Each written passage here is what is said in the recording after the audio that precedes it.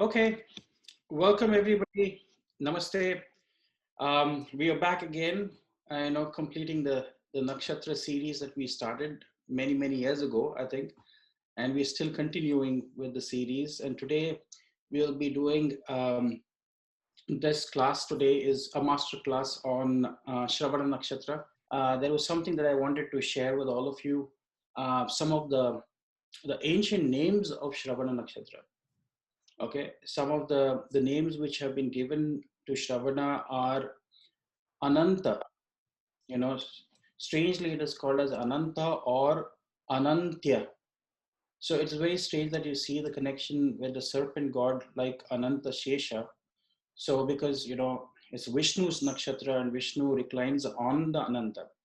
Now another name which I have come across in some old text with the Shravana nakshatra is the name of Ashwatha. Now Ashwatha means the people tree. And very strangely, you can see right opposite to Shravana, on the other end, you see that you have Pushya Nakshatra, which is associated with the people tree. So, Ashwatha is again another name. So there might be some connection with Shravana Nakshatra and with trees in particular, I would say so. And this, I don't think I have read in any other books, but I'm just saying. So Ashwatha is another name. Govinda, Hari, Hariba, these are different names that have also come. Srinatha, Shruti, Shravana, and in Tamil Nadu and in Malayalam in Kerala, they would also call it Tiruvonam. And it is it's something that struck me when I was started studying about nakshatras. Is there were only two nakshatras which had this prefix called Tiru before they start, and this is one of them. Tiru means chief or important or um, primary or something, with that. So Tiru, the word Tiru Onam and Tiruvadirai, which was Ardra Nakshatra and Shravana Nakshatra, are the only two nakshatras which starts with a prefix in Tamil or in Malayalam in with the Tiru. So it's very interesting to see that these two nakshatras are connected with the Rudra or Shiva and with Vishnu here. Okay, Dr. Togi, are you there? Yeah, I'm there, getting prepared, doing my makeup. Oh, okay. The Shravana makeup? Yes, Shravana makeup. Just getting prepared for. Let me share the screen. Did you give the access? Okay, yeah, there is a. Ready? Yes. Okay. So Shravana, as we know, is the star of the learning year. Correct? That's what they call. And the sun transits dates for Shravana, as we know, it lies in Capricorn Rashi, spanning from 10 degree to 23 degree 20 minutes. And sun transits this Shravana Nakshatra from around 25th January to 7th. So last week of January and the first week of February. That's where the sun transits Shravana Nakshatra every year. Okay. Okay. Because 14th January is the Makar Sankranti. 10 days from that will be covering the 10 days of Capricorn. So around 25th January is when the sun enters Shravana Nakshatra till first week of February. Talking about Shravana Nakshatra, the Yogatara of Shravana is the altar in the constellation of Aquila.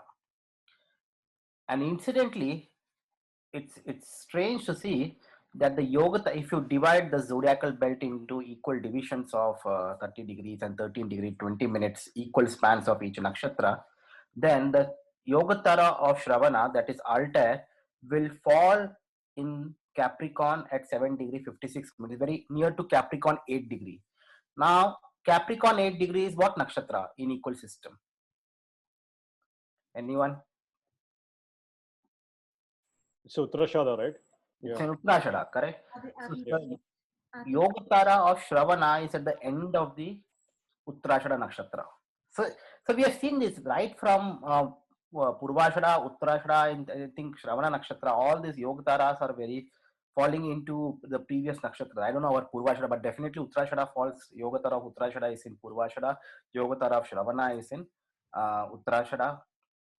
So there is a slight difference at the end part of those nakshatras. So that's why the whole purpose of unequal divisions came up, but that's totally different topic. So But do you just notice think that. the Abhijit area that would be within that as well, right? Yes, yes, yes, exactly. Exactly. But last part of Uttarashada and the 115th part of Shravana is in Abhijit. Yes. So there is some link of Uttarashada, Shravana. Again, link, I'm using a word link, which is a strong theme keyword for Shravana Nakshatra.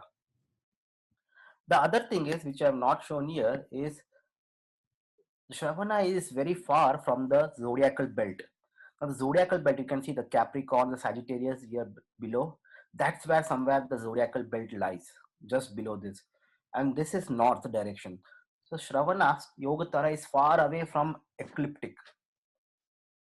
Okay, it's far away from ecliptic. So that means there is some connection of Shravana Nakshatra with far off lands, with foreign lands.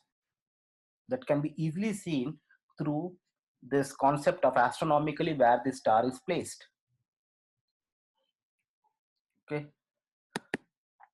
so Yogatara is in Uttarashada Nakshatra portion of the zodiac in the equal division, and the other point to note is it is far away from the zodiacal belt.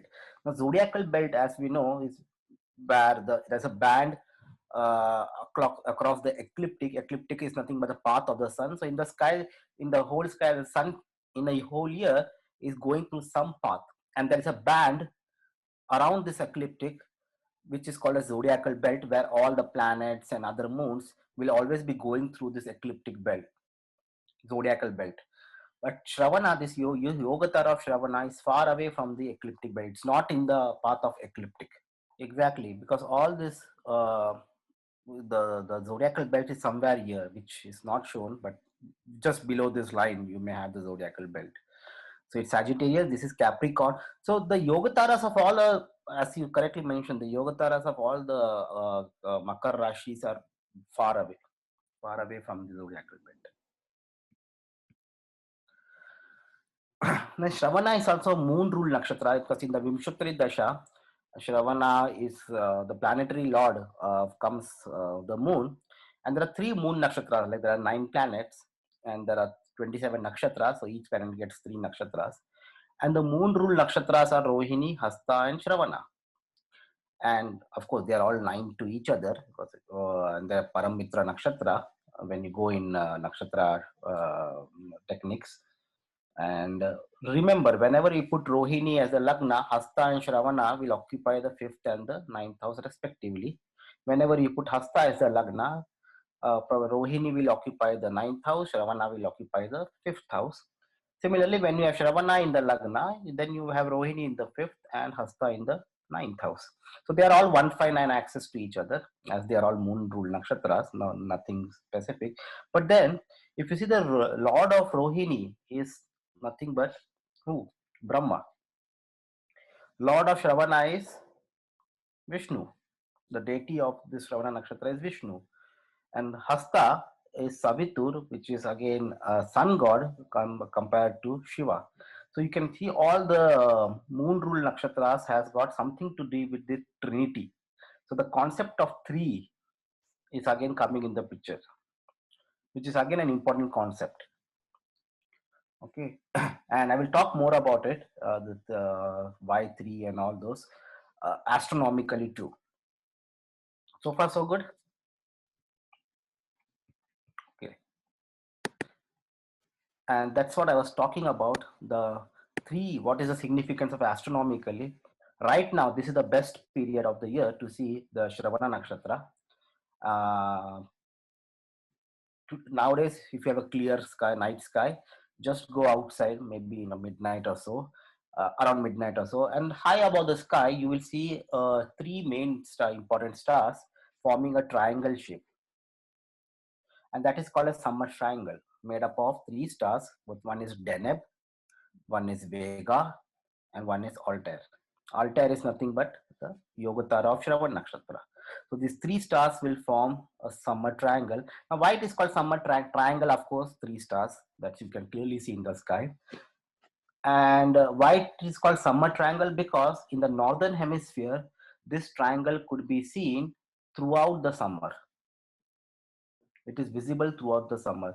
So there are two triangles. One is summer triangle, one is winter triangle. Okay, so summer triangle. So Altair Shravana is associated with one of the star in summer triangle, and it is made up of 3 stars.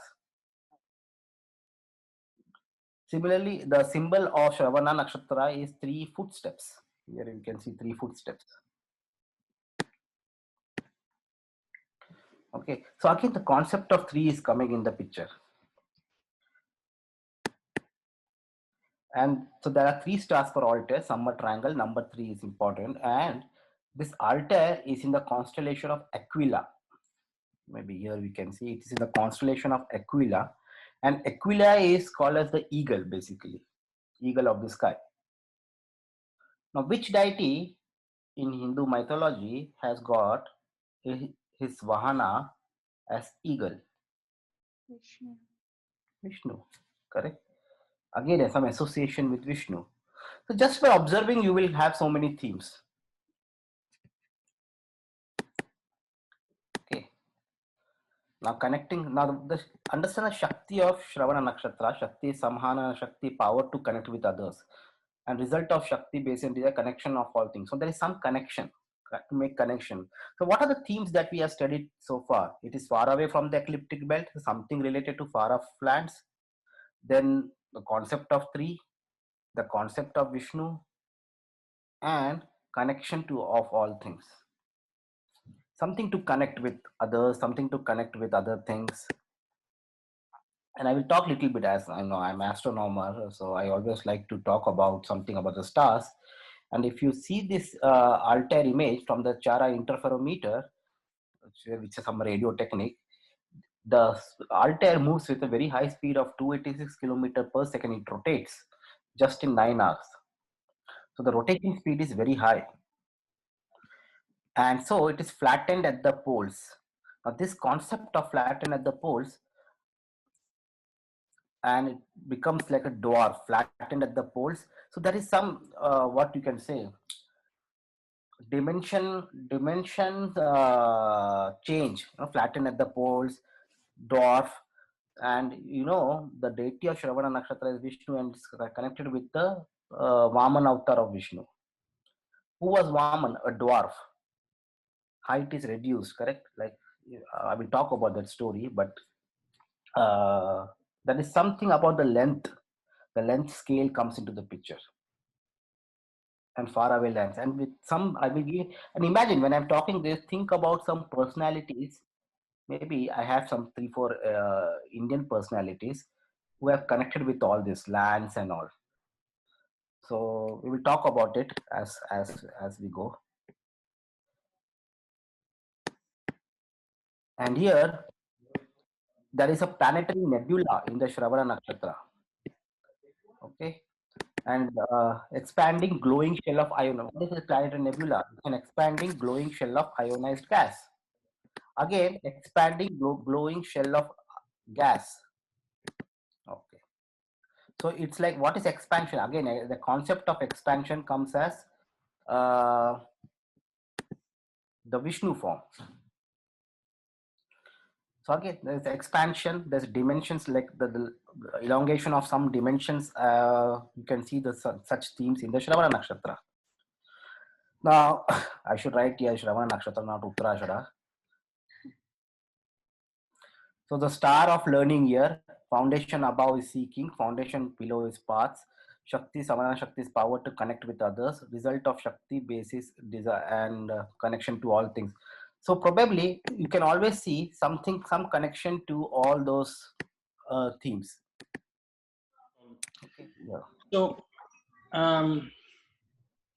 just to add to whatever Dr. Togi has been saying about Shravana Nakshatra.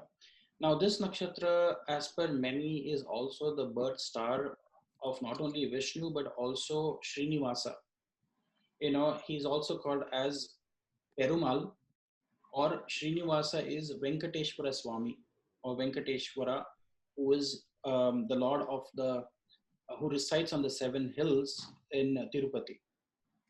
Okay. And very strangely, what you see is with this all the nakshatras in Vimshotri Dasha, which is associated with the moon, which is Rohini, Hasta, and also with the Shravana Nakshatra. There are special prayers which are done to Vishnu on the third day or the third Tithi, which is called as Tritiya, usually from the new moon. Okay, and one of the most popular festivals we celebrate is called as Akshaya Tritiya. Okay, that is when typically sun is in Aries and moon is in Taurus. So the third day after the new moon, we call it as Tritiya Titiya. Tritiya Titi especially is being given significance to Vishnu on those days, or forms of Vishnu on those days. So on Tritiya Titiya, on Shukla Paksha, which means the waxing phase of the moon, if you offer special prayers, your desires are fulfilled. That is what many of the Vaishnavas would recommend, praying to Vishnu, because again, the connection of three is coming. Tritiya is the third lunar day or the Tithi. Okay. So, Dr. Togi, you can, of course, if there is something anybody wants to add, please add. Otherwise, I think Dr. Togi can continue. You were saying the deity ruled on Tritiya day is Vishnu, the lord of Tritiya, Tithi? Oh, whenever the third day, if it is false, Tritiya happens when it is moving from the moon nakshatra. That's what they say is very important day. The Tritiya Tithi is associated with Vishnu for sure. Oh, okay. So Akshay Tritiya, you see the story of Lord Shri Krishna coming in. The story of Krishna with the Draupadi. That's a very important theme. Where she was given the Akshay Patra to Draupadi by Krishna. Akshay Patra means it is a vessel which can never be exhausted. So there will be food being prepared all the time. I also want some Akshay Patra for laddus, probably. If you can give me, that will be the best gift, probably. And best will be Akshay Patra with alcohol, Maybe the best ever gift. The alcohol is okay. Okay, anyway. Okay, Yeah. so please feel free to jump in and have and also, okay, the Purusharth for Shravana is Artha, Gana is Deva. Just giving the information about Nakshatra, Trimurti is Vishnu. Animal is female monkey. Strange. Bird is Sarus crane, tree is swallowworth milkweed, and symbol is 3 footprints or maybe the hearing. So again, the concept of hearing is also there in Shravana. Shravan. I think in Hindi, what do you mean by Shravan? Shravan is Manan, Shravan, Pathan, they say, correct? So Shravan is, I don't know, Shravan is like hearing. Maybe that, I may be wrong, but I guess that is what it is. The planetary, here is my always, which I do is, if you say Shravana Nakshatra, there's Rashi Lord, Nakshatra Lord, and Navamsha Lord. The Rashi, of course, is in Capricorn. So the Rashi Lord is always Saturn. The Nakshatra Lord is Moon for this. And the Navamsha Lord, and if you see the Shravana Nakshatra, the first Navamsha of Shravana is Aries. Second Navamsha falls in Taurus. Third falls in Gemini. And the fourth falls in Cancer. So the respective Navamsha Lord also becomes Mars, Venus, Mercury, and Moon. So lot of energy is different planets here, but there's a common factor of Saturn and Moon here. Now, what is Saturn and Moon? Moon is, of course, care, love, motherly, nourishing. These are the concepts of Moon. And the Saturn is discipline, long-term goal-oriented, patience, etc. And of course, they are very knowledgeable, good teachers I have seen in Shravana Nakshatra too. Very good teachers. Actually, somehow, I worked with one or two people who were not my direct advisors when I was doing my PhD, but indirectly I worked with them, collaborated with them. Somehow I come across with Shravana people. And very good teachers, very disciplined and long-term goal-oriented patients. So all those qualities. So somehow Shravana Nakshatra people make good teachers, I guess. As per my experience, I don't know. If you see the Shravana Nakshatra, there's a special Pada, which is the second Pada of Pushkara Bhaga, comes under Pushkara Bhaga, the 14-degree Capricorn. 14-degree Capricorn, because it's an earth-based sign. Capricorn is an earth-based sign, and at 14-degree, which falls in the second pada of Shravan Nakshatra, is at Pushkara Bhaga. And the Pushkara Navamsha is also second pada. So the second pada of Shravan Nakshatra becomes something very significant. It's the Pushkara Bhaga as well as the Pushkara Navamsha. Now festivals is another, which is the Onam, Tiruvonam, which is a festival in Kerala, celebrated in Kerala, where it's this month, when the sun, not this month, means starts from August 17, when the sun has to be in Leo and the moon has to be in Shravana Nakshatra. That day, the festival of Onam is celebrated. Now, if someone in the group can say about the legend behind that, that will be great. Sandeep, you are from Kerala. You should say. We are about to enter into Onam season soon. When sun enters into Leo and moon, when sun enters into Leo, moon crosses sun. The first tithi, from that point onwards, it begins you begin to put flowers. Actually, from Attam day, the Hasta Nakshatra day, you begin to put flowers. You begin to greet the Vamana avatar by flowers. So it's very interesting thing. So like so because there is it's astrologically it's very interesting thing about the rituals behind it. But first I'll explain what is normally done, right? So normally you make a flower carpet.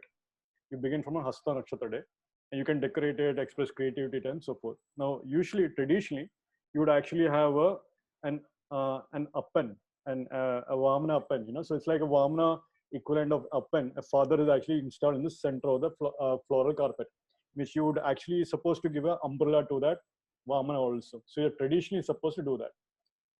So traditionally you would do that, and then for 10 days you would do it, and on the 10th day, which is Onam day, you also have a small Onam day, which is the Uttarashada Nakshatra, and then the actual Tiruvonam day, which is the Shravan Nakshatra day, and so forth. So traditionally they say, at least in Kerala, there is a widespread belief that it is to greet the Mahabali, the return of the king Mahabali from the Patal Lok to Kerala. But actually it is actually the greeting of Vamana avatar. So you're actually greeting the return of Vamana avatar who is coming back, and so forth. So there is a misconception there, and there's a lot of widespread marketing around that time during Onam, purchase discount offers and all that, big time shopping and so forth. All that kind of thing is also very common. So I mean, they're usually marketed using the demon king Mahabali also. But interestingly, in Kerala, the legend goes that Mahabali was actually was also given a boon by Vishnu. So Aditya, maybe you can explain the story. What happened with who is good in saying the story here? There's very significant key players of the grahas involved in this, and there's a very strong significance of Guru or Jupiter. Very strong significance with Shukracharya. This is the story exactly where Shukra loses his eye. Yes. It's very significant. And in this story, there is the great apparent loss of the material and the gain of a spiritual status. His obedience in some way is so great, even though he doesn't listen to his own guru. When we talk about this mythological story with Mahabali, King Mahabali is supposed to be the king of Kerala. In fact, that's where his region was. And you can see that he was also Asur Raj. He was an emperor of the Asuras or the Daityas. And you can see that, Kerala typically falls in the southwest direction of India, where people who have learned a little bit of Vastu know that southwest region is ruled by Rahu. And Rahu is also called the Asura, the Asur Raj. So, that's the region where he used to rule. That was his kingdom, And the story goes with a young boy, a dwarf form of Vishnu's avatar. He is the fifth incarnation of Vishnu. And, it's very interesting to see whenever we look at the avatars of Vishnu, also you see, when you say the fifth avatar or number 5, right? Number 5 is, you see, the fifth day of the week is Jupiter's day, which is, Thursday. If you start with Sunday being the first day of the week.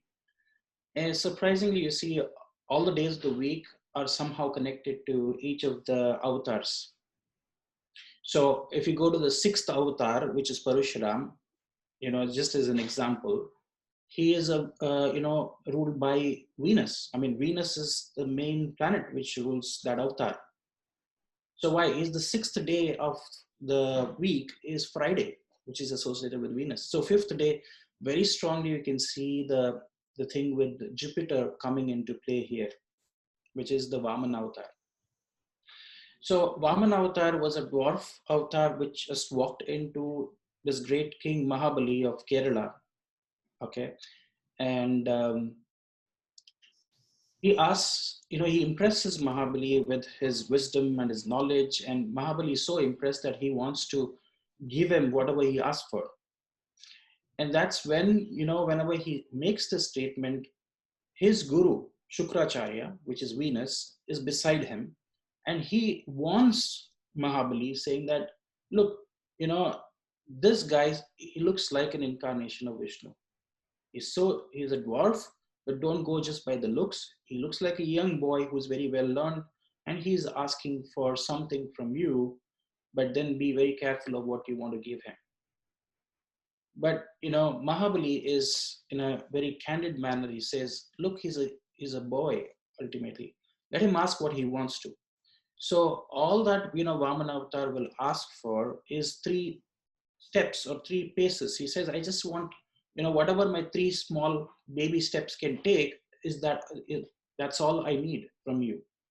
And Mahabali is surprised. He says, I've asked you, I'm the greatest emperor of all the 3 lokas. You can ask for anything. Why are you asking only for 3 paces?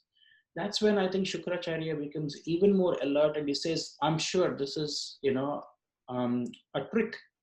So, Maharaj, he says to Mahabali, be very careful about what you're going to give him. And the story goes, he says, I can give you gold, I can give you villages, whatever you want to, you ask for.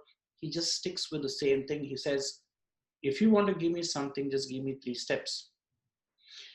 And the ritual of how you give away something, even today, if you want to, there is a way of trying to, it's called tirtha, which means the water has to flow from your hand. Once the water flows from the hand, you can't take back whatever you have promised. So he takes a pot with a spout in it, and he pours the water, but there's no water coming out. Because what Shukracharya, his guru, has done, he has transformed him to a small. He's gone and he has stood at the entrance of the spout so that no water will flow. And Vamana, he just picks up a blade of grass, like a kusha grass, and he just goes and pokes the spout to clear, so that the water can flow. And in this bargain, it's said that Shukra has hurt one of his eyes, and he's said to be, his eye has been hurt in this whole thing. So one of the themes that you see with Shukra is also with one eye person who can't see very well with one of his eyes, okay, after this incident. And then the water flows, and then he asks for these 3 steps, and he says it's given. And that's when, the small dwarf avatar, he just grows in size, enormous size. And then he, with 1 step, he takes over the 2 steps, he takes the heavens and the earth. And then he says, where can I put the 3rd? Great Lord, you can put it on my head. So he bows down in front of him. And I think this is one of the only avatars of everyone. Did Dr. Pai got stuck up in between? Did Dr. Pai got stuck up in between? Yeah, he got stuck up in between. Yeah, but it's unstable. It all came back also. Quickly. Yeah, that's okay. I was able to recover it. Yeah. So one of the very few avatars of Vishnu in his incarnation where he didn't slay the demon, or he didn't slay the asura. All other avatars you see, there is slaying, but this is the only avatar of Vishnu where he pushes him to the Patal Lok. And he also says, you are such a generous and charitable king that once a year, 1 day in a year, you come back to your land, to your people, and they will celebrate, your glories. and that is why we celebrate Onam in in Kerala. So he comes back to his, and what another also boon which is given by Vamana avatar to him, to Mahabali. He says, you are going to be the Brahma after this Brahma in the next Manvantar, or whenever the next cycle of Brahma starts. He says you are going to be the next Indra or Brahma, of the next cycle. So that's Indra, I heard that he was going to be the next Indra. Indra. Sorry, it was not Brahma. Sorry, he is coined to be the next Indra. Yeah. So, Sandeep, you wanted to add something with the festivities, what happens, and Yeah, definitely. how we celebrate. So what usually happens is that there is a flower competition. That's what usually happens among institutions. I'm just joking, but like usually you make floral carpets, and that's how you greet and so forth. And usually, if you're in the school setting, then all the classes compete with your floral carpets, and that's a thing here, in Kerala. And definitely there is like what Dr. Pai said, we do celebrate the return of the King Mahabali in a grandiose manner and so forth. In fact, Kerala, like Dr. Pai said, is also having a very deep history of being the Asura land in many cultural kind of things. Like you have the sound of the drums, for instance, the chanda, right? So it's actually called as an Asura Vadyam, for instance. So it actually has that sound of the Asura. It's a very loud kind of sound, like when you're having that, the punch, like what Aditya, what's it called? The five thing? Panchavadam. Panjavadam, yeah. The Panjavadam, you have the horn thing, you have the cymbals, and then you have you have the thing going on in the temples and so forth.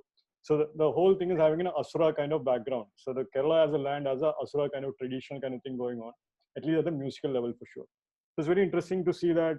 So Kerala definitely has a Asura kind of land as a history, because Mahabali is also celebrated as a king, as a generous king who wants to come back to see over his people and so forth. But then correspondingly, there is also an alternate version in which you are actually celebrating the return of Vamana avatar. So that's the other kind of thing in which all the center of the floral carpet you actually have the Vamana Muttappan. He's called as the Appan. You actually supposed to give an umbrella for the central thing. You put some mud in front, middle, and you actually put an umbrella also in between. And that's a big thing, So you actually in the morning itself you start to hunt for flowers, and then you get flowers and you make a floral carpet and stuff for that. It's very interesting because in the story part, Shukracharya is the one who is actually not listened to. And if you make Shravana Nakshatra as the ascendant, Venus is getting debilitated in the ninth house of Virgo. So in many ways, during this time period, they are actually kind of honoring Shukracharya indirectly. That is also what is happening. You're using flowers, you're making a flower carpet and so forth. And what is also interesting is that the flower carpet, the center of that flower carpet is also Vishnu, which is Vamana Avatar. That is also very, very fascinating. And Vamana Avatar is also very fascinating because, and there is a lot of things, but at least from the story point, I can say that in Kerala, usually during that time is the time period when you actually buy new clothes, you celebrate it, you have good feasts, you have big sadhya and all that, you have a lot of food, that kind of thing is what is expected. And especially this is also a harvest festival. Now, traditionally, you would actually make food, you'd have a grand feast and all that, the typical Onam Sadhya is like a big thing amongst Keralites and so forth, and they basically chill out together and have a big feast, a giant feast, that's also a common thing. And all these are also very important, very, very careful kind of points also, especially with Vamana Avatar having these 3 steps of land and so forth. And perhaps when you go later, I can elaborate on that. But I wanted to highlight this flower as being a ritualistic kind of, literally you have to put flowers, but to sprinkle water on top of the flowers at the end of it. That's also the other interesting thing. You don't make the flowers traditionally. You actually have to sprinkle water at the end also to complete it, at least 3 times. So which is like the Shukracharya's part of that water sprinkling thing which Dr. Pai mentioned. So now it clicked for me when you share that. So it's very interesting in that regard also. And then so supposedly when you do that flower thing also, there's also usually you chant mantras and stuff also. People do prayers and things like that also during that time. And that time is considered to be very auspicious.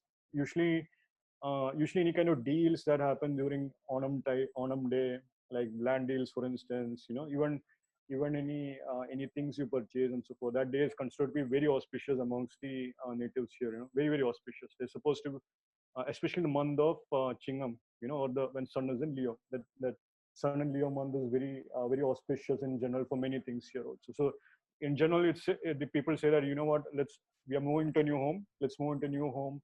when the sun is in Leo, when it's Chingamasam, that's what they say. So very interesting kind of New thing to home see. and marriages also. Lot of marriages. Yeah, a lot of marriages, definitely. Chingamasam. Yeah, a lot of marriage. Even in spite of sun being in Dakshinayan during that time, sun and Leo time is like prime time for marriages here. So that's a very interesting kind of a thing that is also seen here for sure. And definitely a lot of food also. A lot of food I can say for sure. Me being a foodie and all that. But then what I can say is that what is interesting is also that at least from a festival point of view, there are usually 3 Onams also celebrated. Actually, that's an interesting thing. You have the Cheriya Onam, which is like small Onam, which is the day before Tiruvanam. And you have the main Tiruvanam, which is also a big feast, which is the main day. And then you have the third day Onam also, which is like, which is also a smaller kind of celebration and so forth. So that's also very interesting kind of a thing and so forth, And then usually during this time period, you always get flowers everywhere. People are selling flowers, all that.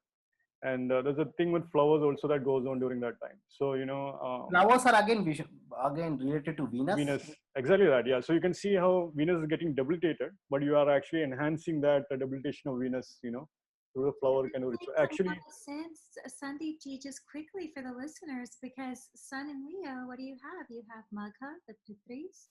You have Purva Falguni, the most auspicious, one of the most auspicious. Uttar Falguni is really the most auspicious for marriage, but you have, it's all about procreation within Leo, all of it. And then from Shravana, what's interesting is it falls in the 8th house, which is marriage. A lot of people don't realize that, but that's the private life after marriage. That's the in-laws. That's all the secret things that happen after the contract is sealed. So, so it makes perfect sense. That's where the 8th house becomes auspicious, and that's even where the sun, because the sun is the seed, right? The seed, the first spark of life. So that's even the guarantee of children or progeny. And then Shukracharya has so much to do with that, making sure that lineages get carried. And really, Ravana was a great Vidyadhara, right? He was knowledge of all sciences, and his way of life was so inspiring to his people that they followed suit, because he was just so accomplished.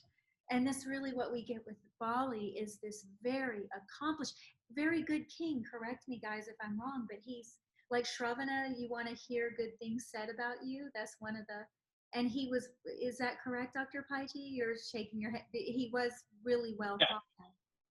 Absolutely, yeah. I think, that's one of the reasons why he was very much interested in giving whatever his word was, because he always wanted to listen good things about him being said about him. And in one of the texts that I have seen, he in fact even instructs Ravana to temper down and to return Sita back to Lord, to Ram, because it said that that is when he also, because when he keeps coming back, because he's never dead, he's kind of immortal, right? He keeps coming back. So he has, at certain times, he has also tried to put some sense into Ravana, being the Rakshas, the king of the Rakshasas, Ravana. So he has tried to intervene, and he has also told him to let go of all your, Shadripus, which means Kam, Krodh, Lobh, Moh, Mada, Matsarya, envy, greed, lust, pride, ego. He says the only thing that you definitely should keep is your knowledge, and because you are a great, that's what he mentioned to Ravana, Mahabali, the great king Mahabali. So I think one thing is, after him being humbled, I think he has really become more wiser, and he was giving good counsel to people as well. And as you mentioned, this is the only nakshatra where there is, the Rakshasa is not being really, or the only avatar where it's not being slayed. Slayed, yeah. And also, he's not as exploitive as the other Rakshasas. In any story, he has this good reputation. That's right. Yeah. So he's really, and he's able to. There's even versions of the story where when Shukracharya tells him, please don't do this. This is definitely Vishnu. This is not good for your race. This is not good for your land. Vishnu is coming to, trick you. He says, well, how can I refuse if the Lord himself has come before me? How can I say no? So he even chooses, he does something that no one in the Mahabharata can do. No one in the Mahabharata can back down from their vow. Every single person, no matter how noble, keep these rigid vows to the point where it just wrecks the families, right? I mean, you just see this chaos come into motion from these very noble, powerful people on both sides. They're Yeah. meritorious people on both sides destroying each other. And these strong vows, no one will budge. And then you get to this story, and you have someone who's performing this great yajna, who's about to become the lord of the three worlds. Yeah. You know, he's about it for the betterment of his ancestors and for his future progeny. You know, he's establishing this kind of permanence amongst the god, or above the gods. And he actually is in many ways worthy of it. He's one of the first ones. He's a just king. So this is a very interesting nakshatra because of this, because the so-called foe or enemy, as you would have it, and even the manifestation of Lord Vishnu, they're both there's an elevation of understanding here that's very specific, and I'm wondering how you guys feel that plays into the nakshatra, because it is a very special nakshatra. We have to remember it is in a Shani Rashi, so there's going to be sometimes, you know, you had to really determine the whole chart, guys. I'm never the type that likes to pick out one part of the vehicle and say that the whole car runs off of this one part of the engine. That kind of astrology, guys, will always fail. You know that. I mean, for those of you listening, you can never just say, what does Mars do in Shravana? The better question is, what does Mars do in Shravana for me, or for this person, or for that? Because so many things are going to influence that Mars, and so many things are going to influence Shravana and the sign of Makara, and it's going to be just the breath of that very nakshatra is going to be very different per person. All of our breathing patterns are even different. You know, it's really amazing. We're also incredibly unique in some way. So with Shravana, I'm not trying to make across the board that this is the only way it's going to be, but you will see when it does manifest, when the lotus of this nakshatra blooms fully in a person, you will notice something abnormally pleasant. Okay, let me say this, just the last thing. So you have Pushya nakshatra, right? This mostly across. So you have Brahaspati, the priest, right, and Vamana, right? You have Brahaspati sitting right across here. The prayer comes from Pushya, right? The prayer. And directly across, you have the one who's receiving the prayer, Lord Vishnu, Hari, the compassionate, the one that cares to listen, you know, the one that cares if the world is suffering. I mean, in this story is very interesting because you have Aditi across, Punarvasu, the mother goddess who gives birth to Vamana. Yes. That is his actual mother in the story. Then you have Jupiter next to it, right?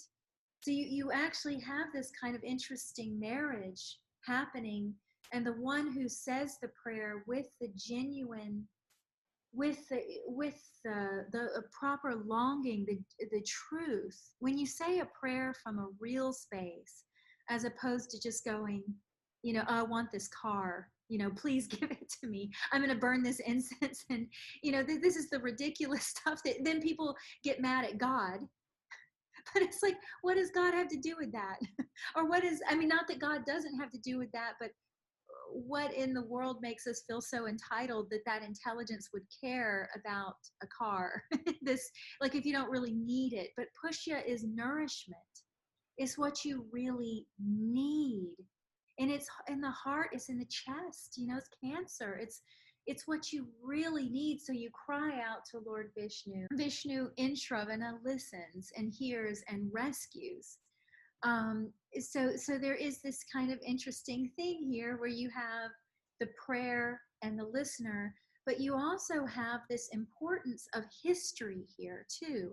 I don't know how many history teachers you guys have seen with Makara in general, but are people fascinated in history? Dhanishta, more war history, you'll see a lot. But Shravana, you'll see with history in general or ancient things. Makara has to do with those ancient things.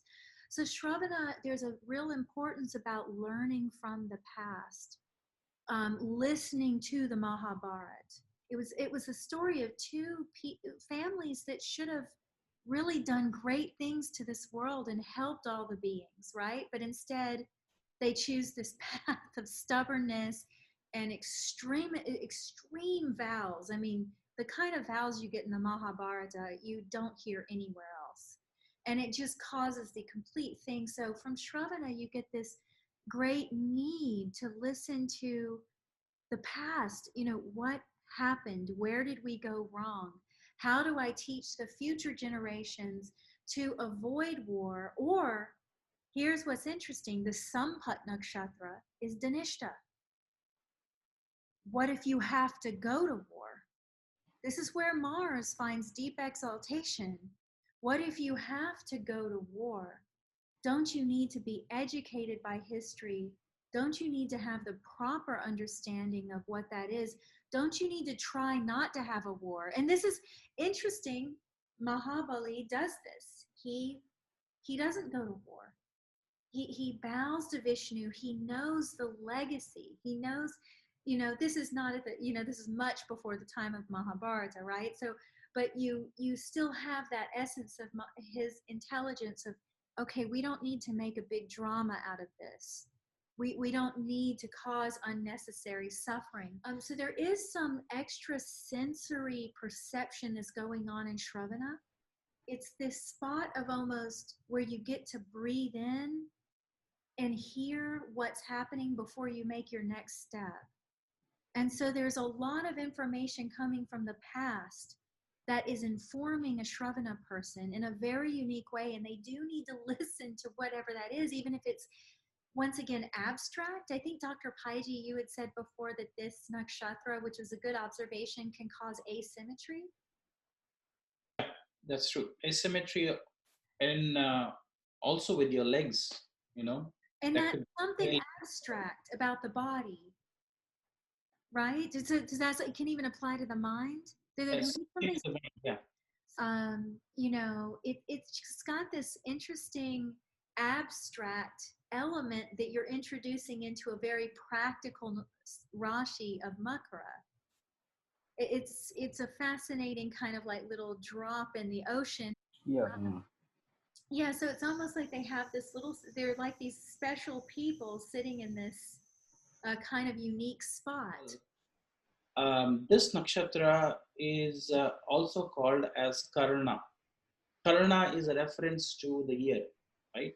Yeah. And let's not forget, the same name goes in Mahabharata. We have the great Karna, who was also very generous, just like Mahabali, very charitable. Okay, so that's one connection that maybe it doesn't have any correlation with Karna, but I'm just saying, you know, the word Karna is another name for this nakshatra. Now, one more thing that you have brought up, and I'm talking about the year. When you talk about the ear, which is very surprising, the smallest bone in the human body is in the ear. And there are only 3 bones which make up the inner part of the ear, the middle part of the ear, where you can really hear. We call it the eardrum, isn't it? Now, we also say Dhanishta is the drum. And the ear is the external organ, which is Shravana or Shrona. And the inner part is like the Dhanishta. Now, these 3 bones, which are the smallest bones, we call them the hammer, the anvil, and I think it is called the stapes. Okay, so these are the 3 bones, which are the smallest bones. Why 3 bones? Why not 4? Why not 2? Why not 1? So again, we see this connection with the 3 steps that we're talking, you know, and maybe there is a connection that with the ear and the middle ear and these 3 bones. And we say Vamana avatar is a dwarf avatar. So this is the smallest bones that you can find in the ear, in the human body. And something again popped up in my mind is, if you really see, you can see here in the slide, it says the sun and the moon are in 6-8 relationship, because the sun is in Leo when the moon is in Shravana Nakshatra in the 8th house. This relationship is called as Shadashtak in Sanskrit. Shad means 6, Ashtak means 8. So the 6-8 relationship that you see is very surprising when you see Rudra's nakshatra, which is Ardra, falls in Gemini, and just 8 houses from there, Shravana, again, Vishnu's nakshatra, Shravana nakshatra is falling. Again, if you see Capricorn and Gemini in 6-8 relationship. And to add to that, if you see, Ardra falls in Gemini, which is ruled by Mercury. And we all know that is, Mercury is associated with Vishnu. Yeah.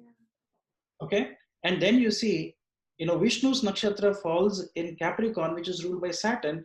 And many of us know that Saturn is also controlled under Rudra.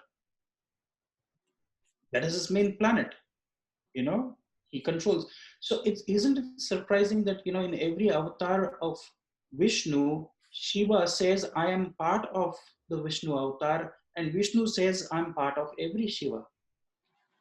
And they are in 6-8 relationship, and you see what is happening? The Vaishnavas and the Shaivites are always at loggerheads of saying who is greater than each other. It's a 6-8 relationship, Shadashtak. So if you see the Vaishnavites, which is, Yes. Shravana, The Mela. yeah. They're all like, They will never be, they will never be, even though when the gods themselves are saying, I am part of this avatar, and the other deity is saying, I pray to Shiva, even Rama avatar, you see, he prays to Shiva and Shivalinga, and he makes, Rameshwar, which is Ramalinga at Rameshwar, and he worships Shiva. And then Shiva also tells everybody that I'm part of, this Vishnu avatar.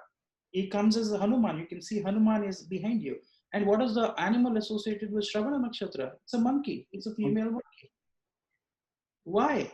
Why are you seeing this monkey connection, Akila connection? Akila means the eagle, Garuda, the vehicle. So there is some cosmic, symphony which is playing out. To add, I don't know if one of you are going to cover the story of Gajendra Moksha. Is Sandeep or Aditya or anybody in your slides are going to cover anything with Gajendra? I'm not having Gajendra Moksha, no. Okay, just listen to the story of Gajendra Moksha. You will see this is Shravana Nakshatra. Gajendra Moksha is a story of a crocodile, gripping Gajendra, which is an elephant, and it just, cries for help. And this is the only story where you see in the story that Vishnu comes riding on his eagle. Most of the stories don't see this. So this is again a connection. You see eagle, again, we said is Shravana Nakshatra, crying out. So he listened to, the plea of his great devotee Gajendra. And Makara means, we said again, crocodile. Makara Rashi means crocodile. So there is a very strong connection with this story. And we know that, after the story, Gajendra was given moksha. That's why Gajendra Moksha, which means he got liberation after, coming out of the clutches, and, he comes riding on an eagle. That's one of the stories you see. You can see Vishnu coming on the eagle. Many, you don't find many stories where he comes riding on an eagle. But this one, you can clearly see there is a connection with Shravana Nakshatra and listening to his devotees. that is so beautiful. So he was rescuing the elephant from the jaws of Makara. Makara, exactly. And Which is Capricorn. We say Makara. in Sanjay's tradition, from Andrew Foss, I've learned that they teach that Makara is very much connected to Kali Yuga. Wow. Okay. So that there's this whole theme that you're describing is very important. I think actually this is beautiful for Shravana. Shravana people, you guys should pray, pray, pray, pray. Like when you're in trouble, when you're in danger. And I have noticed that with Shravana people, they do have either an ability to rescue or an ability to pray and be heard. Heard, exactly. That's so profound. And the elephant's so interesting. I wonder how that's just fascinating that it's an elephant of all animals. I'm sure there's some significance. Is that the task of, he used that as a scribe. And Yeah. what is Shravana? Shravana is he writing the Mahabharata, listening to Vedavyas Rishi. And he couldn't say a word, because what was the pact between him and Vedavyas Rishi? I'm going to narrate the whole Mahabharata, and you are never going to stop me. And if you stop writing, I will stop narrating. It was all about the scribe who was ready with breaking his tusk in Uttarashada, which is Ganapati, Ganesha, and Shravana is all about writing the Mahabharata. Just listening to Vedavyas. Hearing it flow, hearing No, it flow, that- hearing it flow. So it is the rescuing of the conflict that's happening in Uttarashada. Absolutely. That elephant in this case, that elephant of whatever is happening, that conflict. And Uttarashada and Purvashada are very strong energies, you know. So you get people, they're very strong people, but even those people, you know, have to pray to Lord Vishnu when they're in the jaws of Kali Yuga. Exactly. And if you really think the esoteric meaning, why an elephant? Elephant is metaphorically is the largest land animal. So it's an earthy sign, Makar Rashi. Okay, it's an earthy sign. On the earth plane, no matter how big your problem is, if you still cry out to Lord Vishnu, he will come and he will listen to his devotees. So the elephant might be the size of the problem that The you have. weight. The weight. That's beautiful. Oh my God, that's so beautiful, Dr. Paiji, because I feel like that just summarized that. Really, if people can truly draw that image, if they really understand how sublime the simplicity of that is. It's very simple, but it's so sublime. It's really the answer of Shravana. It really is what Shravana is. And that's the, you know, it's fascinating because the jaws of the Kali Yuga, I mean, what are the features of that Makara? What are the features of that crocodile? I mean, it's just torn. Everything's torn. Nothing makes sense. People are against each other for no reason. It's just absolute falsehood everywhere. You know, so there's almost no rescuing other than the humility of even if you're an elephant of a person, you know, or you have an elephant of a problem, as you were saying, it doesn't matter what it is. Give that weight to Lord Vishnu, you know, give that weight to Lord Vishnu. Yeah. I think Aditya, no, we have just hijacked this whole thing. Dr. I'm Paji and I hijacked you. So there were some good points. I just have few more slides, and it's good that we discussed why Vishnu says that, why Krishna says that among Adityas he is the Vishnu, because remember, Vaman was born to Aditi, so he also becomes an Aditya. So he also becomes the younger brother of Indra and other gods. So that's one point. Quickly, because let's go to the other slides. Shravana month is, as it comes in the month of August and September. Right now we have the Shravana month going on, and entire month is a holy month for Hindus. Correct? In India right now we have daily festivals. So this is a Shravana month, and we have daily festivals coming up. And remember why this month is called Shravana, because the full moon occurs in the Shravana Nakshatra. So okay, that's why we have Shravana month. This month is called a Shravana month. And that's why the Shravana Nakshatra, the constellation of Aquila is very good to see right now in this month of August, because the entire night you can see the stars of Shravana. So now the question of name an Indian leader who did play an important role in integration after independence. Any idea? Sardar Patel. Sardar Patel. Exactly. Does he, and what Sardar Vallabhbhai Patel was called? Iron Man. Yeah. Exactly. He was born on 31st October 1875. A mass is in the Shravana Nakshatra, first pada. Integration, land things, Iron Man of India.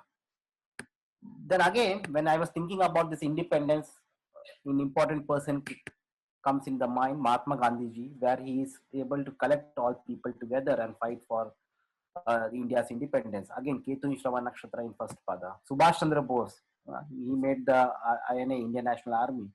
Sun in Shravana Nakshatra. It's very close to Shravana Nakshatra and Uttarashada. So it's very, very close to that. So all these people, you see how they have the ability to collect people together and then fight for a cause. And what is the common theme between all of them? Independence, freedom, land. land themes. Remember, opposite of Shravana is what? Cancer, the fourth house, homeland. So that's a very common thing. Liberation as well. That Wh- Vishnu, the What? liberation of others. Exactly. So definite themes of land, property, country, real estate. What happened to Vamana?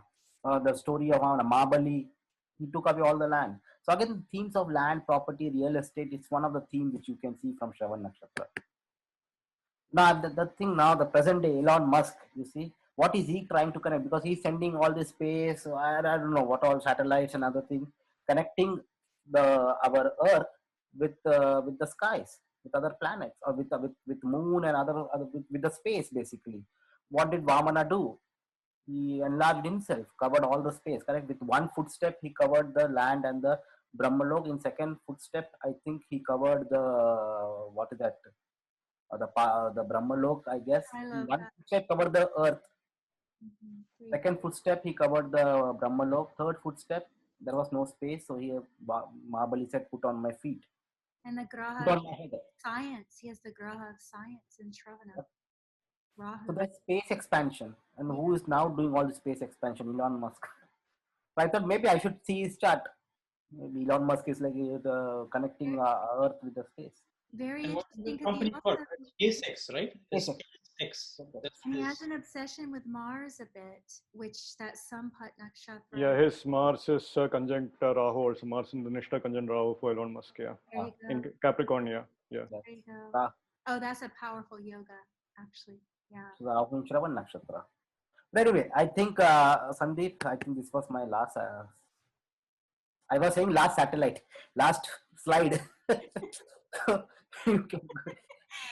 But that's interesting, Tobiji, because I was just trying to describe exactly what you did with Elon Musk, someone who's very much on the earth. However, they're also in the ethers. Yes. That's like, it is a theme, actually.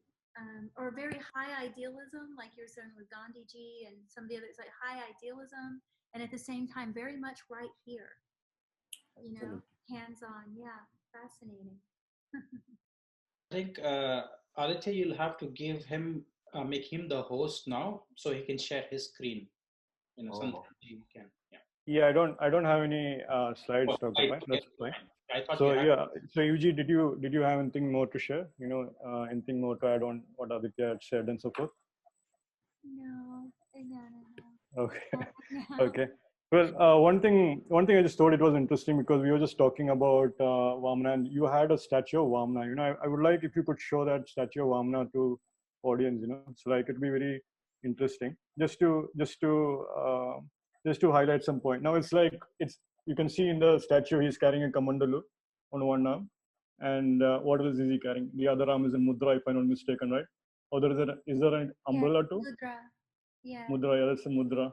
And that's a Vamana avatar, right? That's the statue of Vamana avatar, actually. So it's very interesting. It's very rare to find a statue of Vamana avatar and so forth. Interesting. I was reading one of these marketing emails which I got on this Vamana on Tiruvanam special day. Apparently, like as per Srimad Bhagavatam, Vamana was actually gifted a lot of things, a lot of sacred items as a young child when he was born of Mother Aditi. The first thing was actually Surya taught him Gayatri Mantra as an initiation. It's a very important thing. Second thing is that Brihaspati gifted him the sacred thread, which is born by a typical Brahmin in India. Sage Kashyapa, Vamana's father, gifted him a sacred string made of munja grass, which is the waistcoat of a Brahmin. And then Aditi Vamana's mother gifted him Kaupina Basana, a sacred underwear to cover him. That's an interesting thing again. Mother Earth gave him Asana, a seat made of black antelope hide. And then Moon gifted Vamana a Brahmadanda, a staff of a Brahmin. Moon gifted him that. Sky Cosmos gave him an umbrella, which is very interesting. The Saptarishi, 7 sages, gifted him Kusha grass, a Darba grass. And creator archetype Brahma gave him a water pot. And goddess Saraswati adorned him with rosary beads. So all these deities are very fascinating because you see these wise deities, wise gods and goddesses helping out. Like first is actually Saraswati. In fact, UG has mentioned before that Shravana is actually considered as the seat of Saraswati. That's a very interesting point. And you also have the Saptarishis also coming in. You also have the Brihaspati himself coming in and so forth. Now, what is very fascinating about Vamana Avatar it is the actual avatar of Vishnu actually linked with Jupiter. That is one thing we tend to forget. So one interesting thing to do whenever you have a planet in Shravana is to look at what exactly Jupiter is also doing. That kind of gives you a hidden clue with respect to what actually the nakshatra energy will actually play itself out also. It's a subtle thing. There are some nakshatras that are very peculiar in that regard, because one, you have Vamana avatar of Shravana nakshatra, and then you have Pushya nakshatra of Brihaspati, which is actually directly Jupiter also. But then the other nakshatra also is that of Mrigashira, which is ruled by Soma. Mrigashira, Soma himself being the moon god himself. So that's an interesting kind of thing. Now the umbrella of Vamana avatar is very interesting, because you actually see umbrella is he is described as a dwarf Brahmin who comes with an umbrella. That's a very interesting thing description also. Now, and it's very interesting that the form of Vishnu that is described as the Vamana avatar is actually Trivikrama form. So it's very interesting, because I went to this temple in Kanchipuram once, and then it was a Vamana temple. It's very rare to go to an actual Vamana temple. There's one in Kerala somewhere. But this temple, you go to that shrine, and it's a huge 30-foot mural, on stone mural. And it's like very expansive. It's very expansive. It's like you can't see the top. You have to literally look up. It's almost like Vamana avatar is like huge mural upon the wall, and it's like a huge thing going on. You never expect, usually you see an idol who's probably like 10-15 feet height, or at the most, or something like that, at a Vishnu temple or something like that. This is a huge idol. So it kind of shows how expansive that Vamana avatar is. So whatever Yuji mentioned about knowledge, history, all that, so these natives are carrying that immense amount of knowledge. That's something very, very interesting kind of thing there. So definitely there is an expansion element. There is a connection directly with space, which is what Aditya also referred to with Elon Musk and so forth, how he's expanded with space. Now, actually, to get some signals from space, you actually have an umbrella-like device, which is your dish antenna. You want a cable TV, put your dish antenna outside, so you can actually get the signal. So you are actually using an umbrella. People say exactly. Connection, they use the word. Exactly that. So you are actually using the dish to actually connect with this satellite. Literally, again, what Aditya was saying, it's not an accident, I think. You can actually connect the satellites also with the umbrella kind of energy, So that's a very interesting kind of thing with Vamana, And also, I do believe that with Shravana Nakshatra, because the mother is also Aditi, and deity of Punvasu Nakshatra being Aditi, they do have a special link with Punvasu also. There is an energetic kind of link that will just play itself out. Perhaps these natives might be getting more nurturing from a Punvasu native, or vice versa, something like that. Perhaps they might treat the native and the native with the Punvasu Nakshatra as like their mother or support. That kind of thing can actually happen. Now, what is also very interesting with the 3 steps is that, of course, these natives can be excellent dancers. I've seen that they might actually study dancing. They are classical dancers, depending upon the kind of planet that is there in Shravana, they'll do that kind of planetary dancing. Depending if it's Rahu is crazy dancing, Jupiter classical dancing, Venus like much more modern dancing, couple dancing and so forth. And then I've seen that kind of thing play out also. And definitely there is this theme of walking also. What Dr. Pai also mentioned is that there is this theme of walking long distances. That's something a Shravana native is comfortable doing. I've seen that they have no problem walking long distances. And what is very interesting about Shravana is that there are certain pilgrimages which you're supposed to do walking. So for instance, Tirupati instance. Tirupati is one pilgrimage where you can do the whole walking kind of thing going on. And there is also the short route and there is a long route. And even for Sabrimala itself, to go to Ayyappa temple, you have the long route as well as the short route. But still, you have to climb the walking kind of thing. And there are actually many Christian kind of pilgrimages. I got a Mexican client who actually, she had some planets in Shravana. I actually asked him, did you do any kind of walking pilgrimages? And apparently there are some churches where you have to walk for an entire day to get to that church to make a prayer and so forth. And that's how it's traditionally done. And there are many systems about it and so forth. So very interesting kind of thing. I've seen that kind of a pilgrimage actually helps them out. The more time they're spending on a pilgrimage. Sandeepji, just real quick, I don't think we've mentioned that Vamana puts his foot on Bali's head as well. Like you bringing up the journey of the feet. Exactly. They're working constantly with this theme of the feet in Vishnu. Yes, exactly. Definitely. There is a direct link with feet of Vishnu also. Many times I've seen that they will actually go to temples where where they actually worship the feet of Vishnu. I've seen that also. Many times there are many temples where there are footprints. There is Hanuman's footprints there, Shiva's footprints there. That kind of temple they will actually end up going also. I've seen that. And there is definitely a feet of Vishnu is actually worshipped also. You actually worship Lakshmi's feet of Vishnu. That's the direct thing you actually worship as well.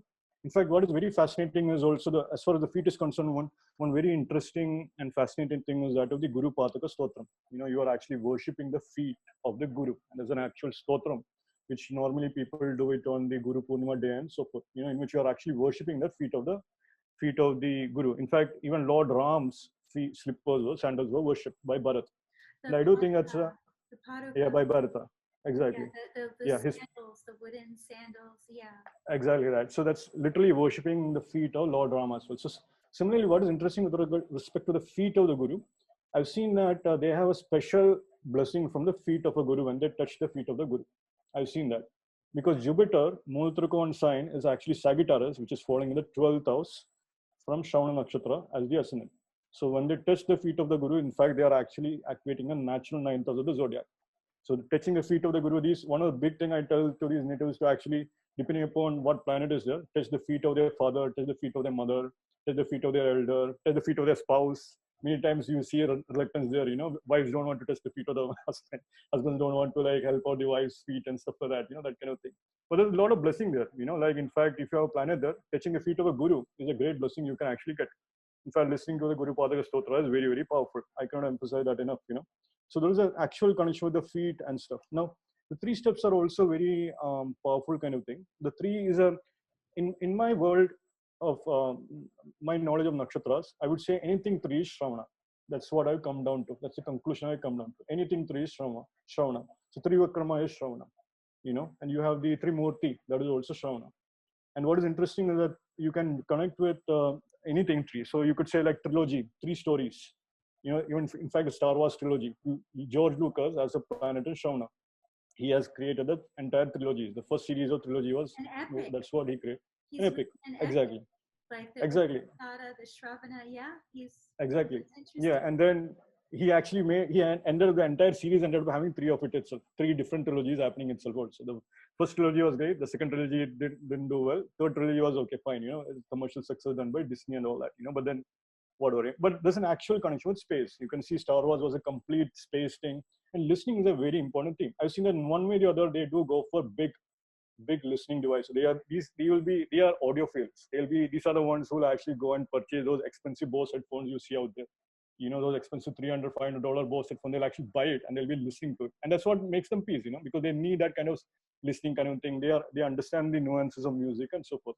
That's a natural thing. So it's a very interesting thing, which what Dr. Pai was mentioning about that also.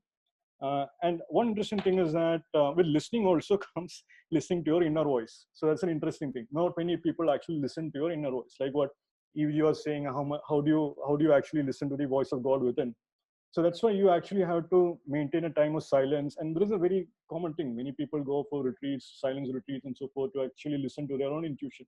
Many times I've seen that sometimes with planets, depending upon the planets in Shravana, I've seen that these natives can be gifted with amazing intuitive voice guiding them. I've had clients telling me, I've heard angels speak but I cannot say about this in public, but I get these guidance and so forth. That's extremely powerful.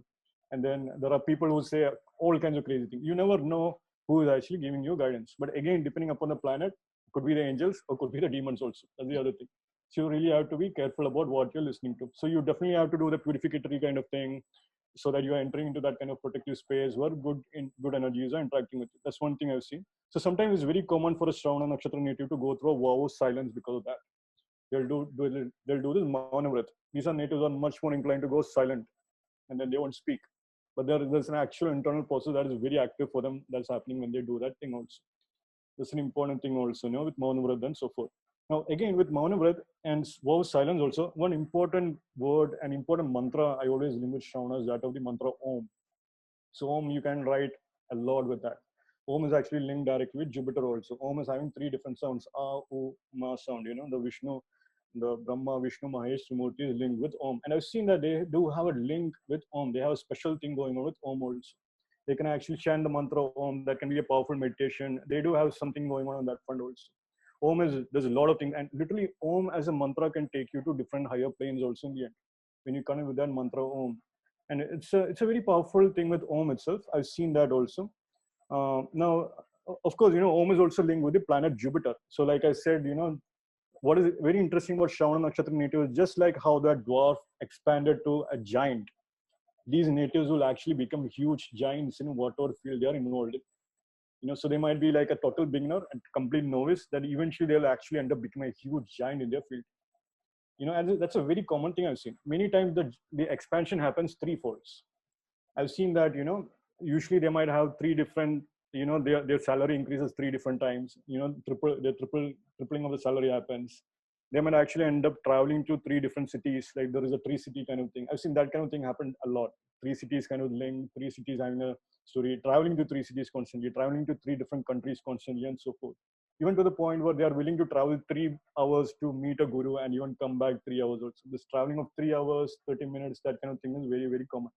I've seen that kind of a travel a lot. Usually anything with three, that's a big thing also.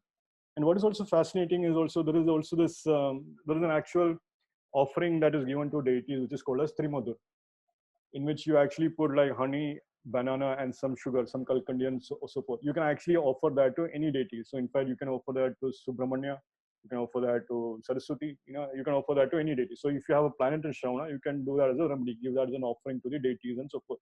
Offering a Trimadur. That's a simple thing I've seen. The other thing also I've seen is that there is definitely a link with three, and definitely I've seen sometimes they might have to listen to three different advices. So I think in one of the examples which Dr. Pai had taught us, Ben Affleck, and I think it's the other guy, Matt Damon. Matt Damon, who when they made that movie Good Will Hunting, they actually had to listen to three different advisors before they could actually actually get their script made into a movie and so forth, and that became an Oscar award winning script and so forth.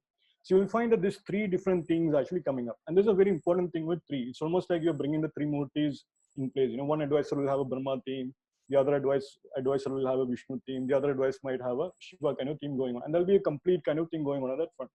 That's why with the vow of silence also, it is kind of making Dakshinamurti as a very important guru.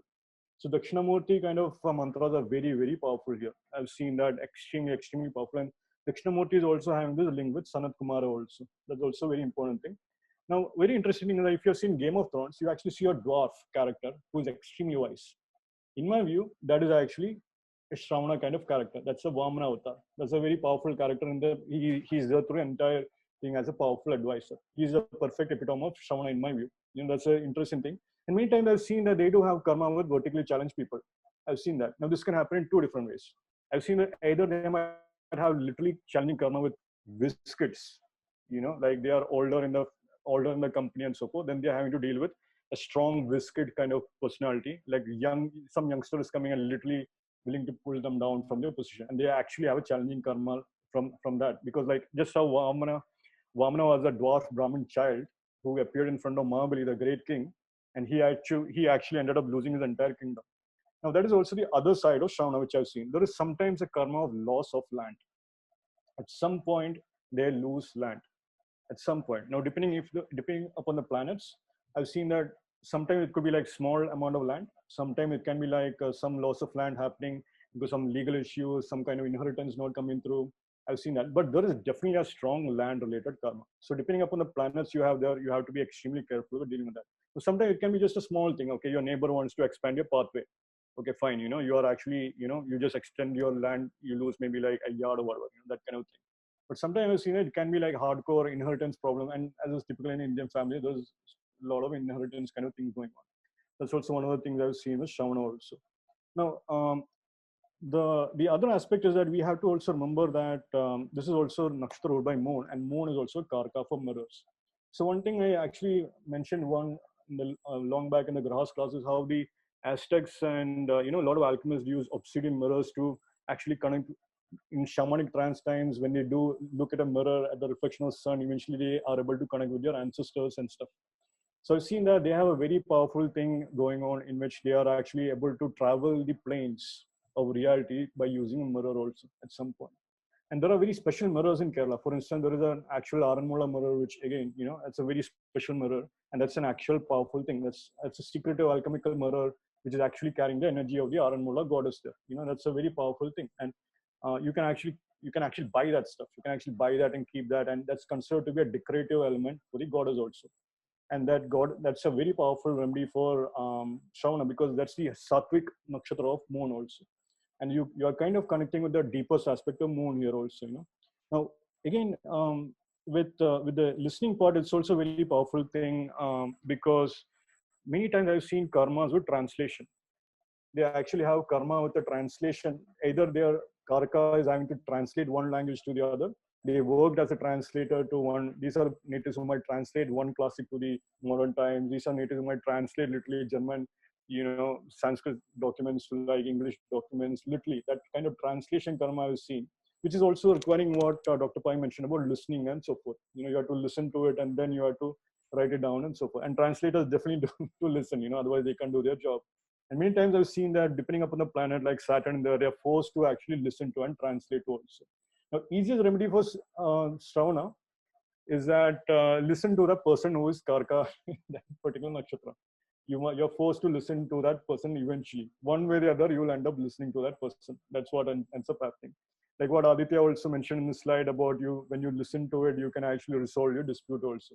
Now, what did Mahabali do? He ended up not listening to Shukracharya. Shukracharya in this modern context is Venus. Venus is actually a spouse. Many times these are natives who won't listen to their spouse and they'll end up suffering because of it. It's just straightforward as that. You can see that. That's a common thing you will see. And so again, Shukracharya is Venus. That's a very direct kind of thing. Now, Shravana also, one interesting thing is that there are certain temples in India in which there are goddesses that appear in threes. Like in the morning time, the goddess is of one form. For instance, the Kollur Mookambika temple in Karnataka. It's in the morning time, it's like, goddess Saraswati. Middle noon time, it's like Lakshmi. Evening time, it's like Parvati. And then goddesses, and you have the corresponding thing in a temple in Kerala called as the Chottanikara temple also. And there are many other temples like that. Many other temples where the three faces of gods are present. There are temples where there are three different deities present. Perhaps there are even temples where there are three different shrines present. So I've seen all these variation with this particular Shravana as well. These kind of temples can give you a very, very powerful thing also there, and it's very fascinating because I've seen that the animal monkey is also deserving a special mention also. In fact, I don't know if you're familiar with Dragon Ball Z. Dragon Ball Z is this anime which is very quite popular and so forth. You actually have this characters who become Super Saiyan and they actually become powerful monkeys. That's the origin thing there. And that ended up becoming a trilogy that expanded and became a complete series by itself. In fact, I was talking with a friend and he actually said there isn't a whole thing about the Monkey King. The whole Monkey King epic is actually based on as a legendary. It's kind of variation of Hanuman story, you could say. They almost link that with the Hanuman. But in this, there's a story about the Monkey King. Yeah, there's a new series on Netflix, right? Exactly, you can see that. So in this thing, in the Monkey King, he actually goes and he's accompanying a scholar, and he's protecting the scholar. So the scholar is getting some text, and the scholar can come back to home so that he can actually encourage dharma and bring back dharma and so forth. And literally that, you will see that many times these natives do have karmas like that. They have to actually end up listening to a scholar and so forth, and that kind of karma do play on. And definitely 100%. And Hanuman is the deity who is prayed to, especially Sundarkand portion of Ramayana is actually read right now during Shravan month also.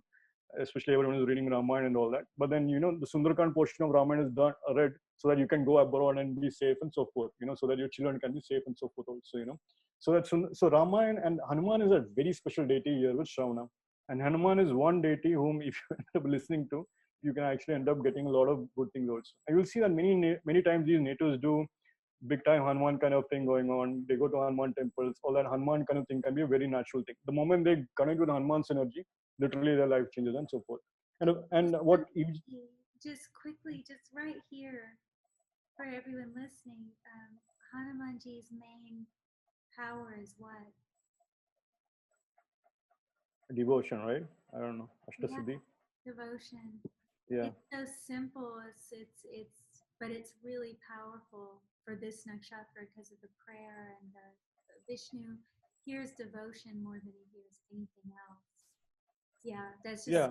I just wanted to have that internal breath there because that's key. And just thanks for bringing this, Santip and Evji. If you just see behind Evji, you can see Hanuman with the Sanjeevani, and he's carrying the mountain. Now, what many people do not understand is, or probably do not know, is Shravana Nakshatra is a Chara Nakshatra. Chara means movable. Even though it is in a fixed sign, of Capricorn, it's a Chara Nakshatra. It's movable. So Actually, Hanuman is Capricorn the Chara. moving. So it's double. Yeah.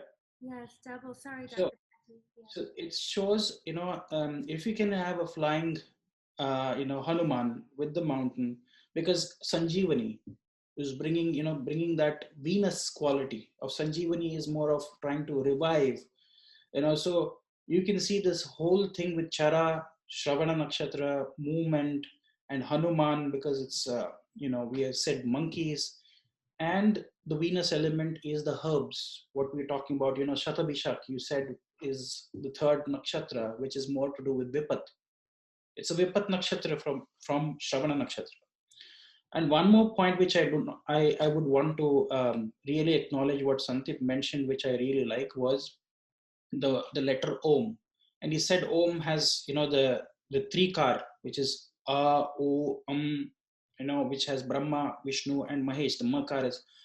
And, if you really see from Shravana Nakshatra, the 13th Nakshatra is Punarvasu, and the 13th Nakshatra is a Shema Nakshatra, and Punarvasu's deity is Aditi, the mother of, Vamana. And the 13th nakshatra you see from Ashwini nakshatra is Hasta nakshatra, and Hasta nakshatra is Gayatri mantra. Similarly, for all Shravana nakshatra, Omkar, because that is resonates with the mother's energy, because Aditi is Punarvasu. So the 13th Shema nakshatra you see with Omkar, and that is what I saw, that there was so much of correlation that I see. And what happens is the 14th nakshatra, which becomes Pratyaka Nakshatra, is Pushya Nakshatra. Pushya is Brahaspati, an advisor. So Mahabali didn't listen to the advisor. That became the Pratyak for him, the obstacle. So not listening to somebody becomes an obstacle. Good counsel, sometimes they do not listen to. So Shravana needs to be open to listen to good counseling, good advice, because Brahaspati's nakshatra, which is Pushya, gets Pratyak. Okay, so these are some very beautiful things. And one more thing that I will also add to, once Santi finishes, Jupiter gets, debilitated in Capricorn in general, wherever Shravana is falling. And I have seen, if you pray to any Vishnu which is made of gold, because Jupiter is gold, and debilitation can only be killed through, gold.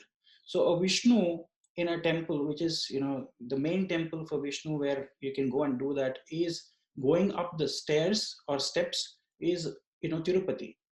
Tirupati, everybody goes there with the steps.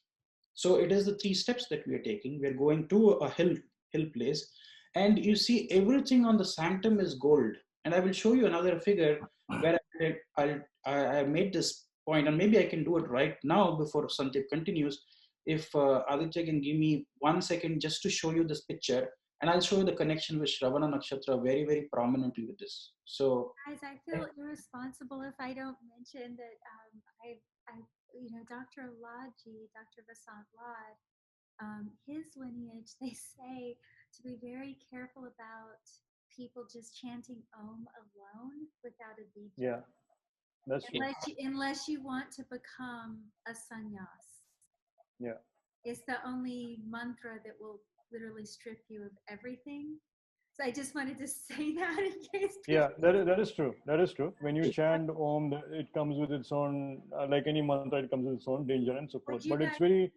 Is there possibly a remedial bija that you would recommend to go along with the Om in case a person doesn't want to be stripped naked? Yeah, I can definitely recommend Hum. They don't want to become Mahabali, right? It's like yeah. all the material. It's very interesting that you brought up Om, because that's exactly what Dr. Lod said happens, is that... You know why? You know why? Is because if you know Om is associated with Punarvasu. So Om has a multiplier effect. And whatever comes after Om can be multiplied. Just like Punarvasu of the repetition, right? So Omkar always has to be followed with some sound.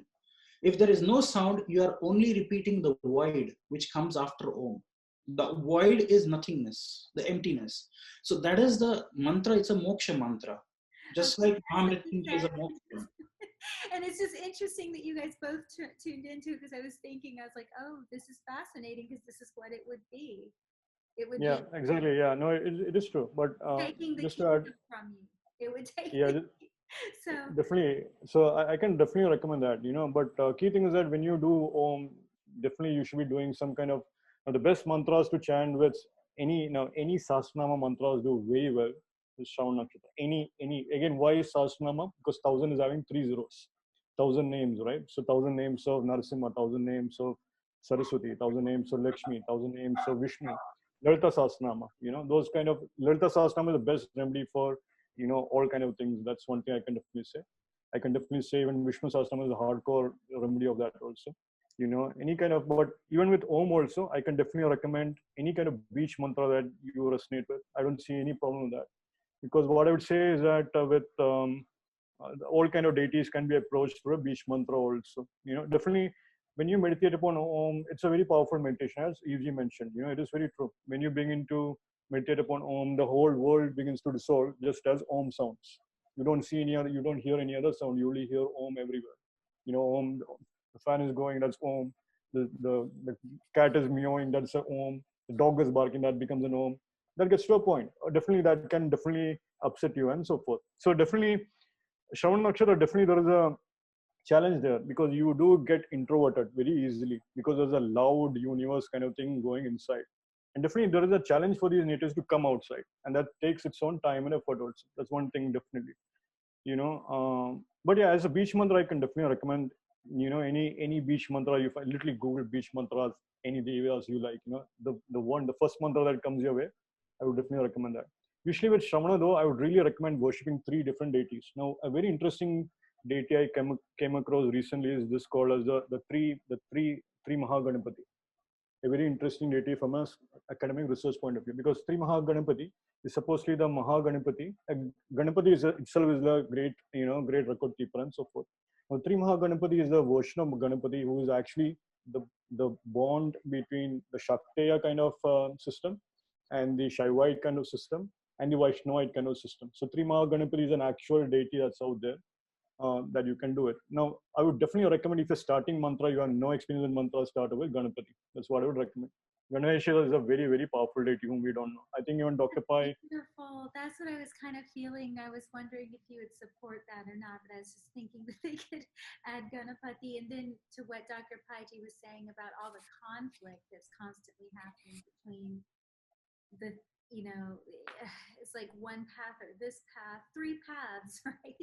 So you're kind of solving it. That's interesting because there's the Trishul, there's the three Yeah, three eyes. yeah, All yeah, of those features even connected to Lord Shiva, right? right. But yeah, that sounds beautiful. Yeah, I just wanted to No, say that in case. right, right. Yeah, no, that's good Someone thing you someone pointed that out. Rishi. Yeah, good. Yeah, good thing that people you raised it up. Now, one thing I want to say was, one of the first thing which Dr. Pai mentioned was actually the beginning point, how the names of Shravana Nakshatra is called as Ashwata, Ananda, and Shruti, and so forth. If you make Shravana Nakshatra as the ascendant, the exact fourth house cusp is actually falling in Ashwini Nakshatra, which makes that Ashwata name very interesting.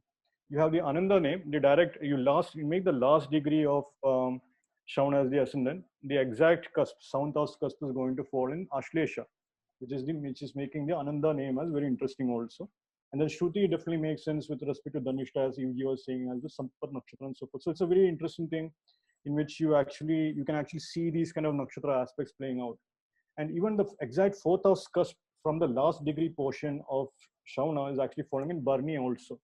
So there is a very direct kind of link with Barni. In that one way or the other, there is a karma with Barni also. It's almost like you have to die from one plane to get to the next plane. Literally that kind of thing going on. So it's a very Also became Yama. exactly, yeah. So it's very interesting that it's very interesting that you mentioned that one story has this Yama kind of theme going. And one last, and there are a couple of charts which made me very, which makes Shravana very interesting. So one great chart which Aditya raised was Elon Musk's chart of Rahu being in Shravana, the space thing and so forth.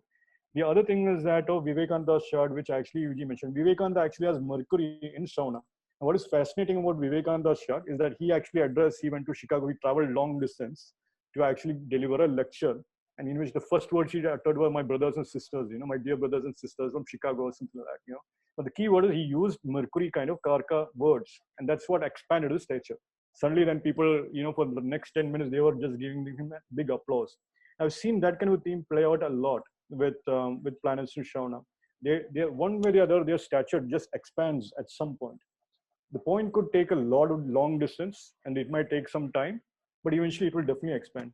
And my final point I have is that of this actual link with Satabhisha Nakshatra, with Shravana. That is one thing I'm beginning to find. There's an indirect, what I'm thinking, at least from a Pai Padidi perspective, because Shravana is actually falling in Capricorn and is ruled by Saturn, and Saturn is having its Mulatrikon in Satabhisha Nakshatra. Perhaps there is a direct link because of by virtue of the Rashi where it's falling and being a Saturn ruled Rashi. And I do think that Varuna is there is definitely a big link between Satabhisha and Shravana also. So it's very interesting kind of thing because. The Aditya for Makara is Varuna. Oh, interesting. That's very interesting. So that makes sense. Now, what is interesting is that when you chant a Vishnu Sahasranama or when you chant any Sahasranama, what actually will happen is that you're going around the entire Nakshatra zodiac. That's what is actually happening. And depending upon the pada where you have problem, that particular mantra will be problematic. The recitation of that mantra will be problematic. The karmas are not allowing you to chant that particular mantra name. And eventually you get to a point where you can eventually overcome that kind of thing also. The same logic can be applied with the 108 names also, where you're going around the entire zodiac and so forth. But more so with any Sahasranama. With Sahasranama, you can be much more subtle about the karma that you are actually accessing. So that's one thing. One big thing I can definitely recommend for any of the natives eventually is to learn any Sahasranama mantras with your heart. Get to a point where you can recite that from memory. That's a challenge I can definitely give for any Shravana Nakshatra native, and they'll be happy to do that. But if they do so, your life will completely change. You can chant any Sahasranama mantra. So if you have Rahu, you can chant Kali Sahasranama mantra, Mars Narasimha Sahasranama mantra, Venus Lakshmi Sahasranama mantra, Mercury Vishnu Sahasranama, Jupiter also Vishnu Sahasranama, Mercury can be Ganesha, Ketu also Ganesha Sahasranama, Sun can be Shiva Sahasranama and so forth, Moon can be Lalita Sahasranama, even Venus can be Lalita Sahasranama also, So I've seen that there is an actual effect when you actually learn something, you make that mantra by heart. There's an actual effect. It's as if that mantra is working at you at a karmically soul level directly. It's working in the etheric space. It's a very powerful thing that I can encourage people to do so. And even if you begin by just learning the 32 names of Ganesha first, then you learn the 108 names of Ganesha first and so forth. And eventually you get to a point without repetition where you can learn the entire Sahasranama mantra. Doesn't mean that, I'm not saying that it's an intellectual kind of process. I'm saying that there is an actual spiritual process that can also play out eventually when you absorb the energy of the mantras with your heart.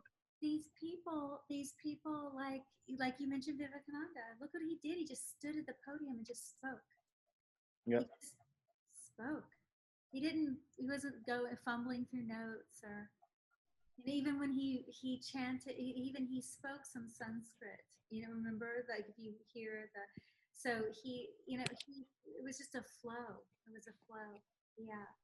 Well, now as a simple remedy, I can say a couple of simple things. Like say if you have a record, many times you will find these natives do have a karma with recordings, with voice messages, with listening with headphones. That kind of thing is very common. And what I've seen is that one simple remedy is to record that karaka of that planet voice and listen to it. So say you have a mother who is willing to chant mantras, listen to that mantra chanted in your mother's voice, for instance. If you have Venus there, listen to your spouse's voice, for instance, that kind of thing. I've seen also another remedy because of this link with Brahmins is to actually feed 3 Brahmins, so feed 3 scholars, honor 3 scholars, that's a simple thing. Honor 3 Brahmins, take care of, host 3 Brahmins in your home. In fact, I've seen that they might even listen to 3 different songs one day, that kind of listening to the same 3 songs is very common for a Shravana Nakshatra and so forth. That kind of thing is very, very strong. And what is very fascinating is that you actually find the 3 monkey statues. One is actually covering its eyes, the other is actually covering its ears, the other is actually covering its mouth also. Literally, I've seen that kind of thing going on. Like when you have that kind of statue that can actually activate Shravana Nakshatra energies also. I've seen that also. There is also corresponding equivalent in the Chinese Feng Shui kind of thing, in which you get these 3 wise men. The Chinese Feng Shui wise men, Chuck looks south, I forget the name, something like that. You actually get this corresponding thing also. And one other remedy I can also say is that definitely when you can do anything with these colors, So even if you decorated your deities on their altar with 3 different clothes, you offered 3 different flowers to the same deity, And there are some special deities who can actually accept that, that kind of thing is something I've seen that can actually grow. And usually they have a problem with tripod in their home. There's a tripod table in their home. That's a problem there. That kind of thing is very common. And Shravana, as Yuji once mentioned, they do have vast libraries. So I've seen a very important aspect also with Shravana, especially since Jupiter is having Mool Trikon in 12,000 there, is that like what I said in one of the videos about books. Make sure that books are in good condition. Make sure that books are covered. Not make sure the books are not torn and stuff like that. If the books are not without cover, it's also they don't have clothes. So you don't want that kind of thing to happen. So that's a big remedy I've seen with Jupiter and improving at Jupiter and Shravana also. That's the other thing. And you'll see these natives are constantly listening to podcasts, and they do have podcast kind of karma also. That's a constant thing I've seen. And they can do very well in podcast kind of world and all that also. I've seen that they do end up as positions where they actually end up listening to themselves in the end. That's one key thing I will say. Like they do end up in positions like that. Now, I heard some very crazy stories with clients. It's literally, they have a voice guarding to do all kinds of crazy stuff, and then literally they, suddenly they are actually connecting with an Egyptian deity in the middle of nowhere and so forth. Coming from a proper Tamil Brahmin family, and that kind of thing. So it's like you kind of see all kind of variation on that point. So it's very interesting nakshatra for sure, Shravana. But yeah, that's what I have, Dr. Pai. I think some brilliant points, Sandeep. Thank you. I think most of the things that you pointed out, I was just thinking a lot because these are some fascinating points that he brought up. And usually, I know he goes last, but he always brings the best out of the entire discussion, and he reserves everything for the end. So that's what I really it's fascinating that he brings certain points that will make you also think. So I have to say, it's just brilliant, Sandeep. One point that I wanted to make, and maybe then we can slowly start wrapping up because I'm conscious of the time. I don't know how long this video is going to be. 15 minutes. Okay, so quickly what I wanted to show you. Okay, one key theme that you see with Shravana natives, also what I've seen is the tilak which the Vaishnavites wear. It is called as Urdhva Pundra. Urdhva Pundra is the name of the thing that you always see all the Vaishnavites, because if you see, Urdhva means up, going up. And Shravana Nakshatra is also Urdhva Mukha Nakshatra. It's a Urdhva Mukha Nakshatra. And the tilak, what every Vaishnavite will put, will differentiate, because I say it is more vertical. And you see, all the Shaivites will be the horizontal. The three horizontal things, usually you put the three horizontal. Why three? Again, three has a connection with Shravana, we said. It's not vertical, but it's horizontal. Strangely. But one more thing that I wanted to share, which I had made a post on, which is very fascinating about Tirupati. Okay, no Shravana video can be done without mention of Tirupati. Tirupati is where, Srinivasa, Venkateshwara Swami, okay, it's one of the richest Vishnu temples after Ananta Padmanabha temple that you see. And what is the most important part of this is the gold that you see all over. The sanctum is completely covered in gold.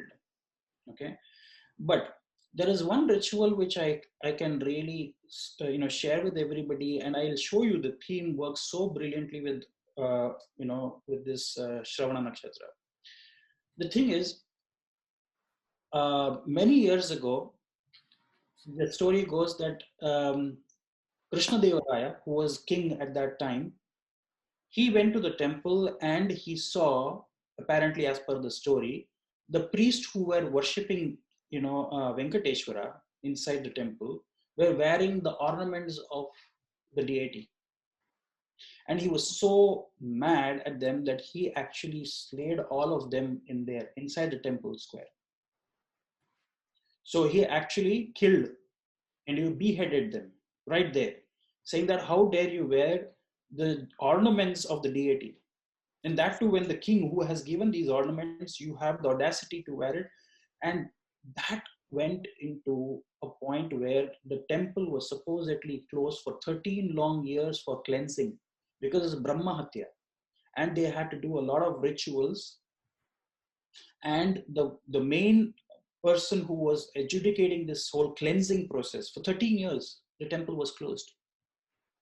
And he got in his dream that Venkateshwara said, look, the temple is closed, but what to do with the deities?